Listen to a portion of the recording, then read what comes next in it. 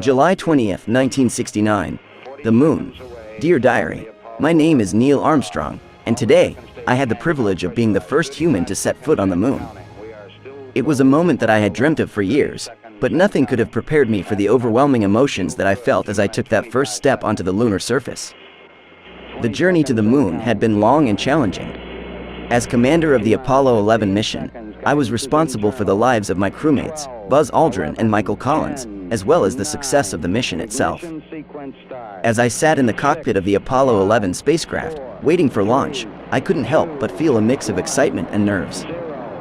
The countdown clock ticked down, and the engines roared to life. The force of the launch pushed me back into my seat, and for a moment, I felt as though I might be crushed under the weight of the acceleration. But as the rocket lifted off the launch pad and soared towards the heavens, I was filled with a sense of exhilaration and wonder. The Earth shrank into the distance, and I knew that our journey was just beginning. It was a moment that I will never forget, and one that I feel privileged to have experienced.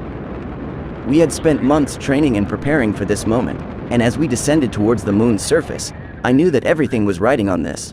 When the lunar module finally touched down, I couldn't believe that we had made it.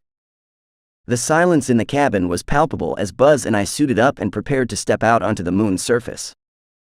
I remember feeling a mix of excitement, nervousness, and a deep sense of responsibility as I opened the hatch and descended the ladder.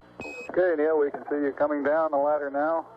As I planted my foot onto the moon's surface and uttered those now famous words, "It's one small step for man, one giant leap for mankind." I was overcome with a sense of awe and wonder at what we had accomplished.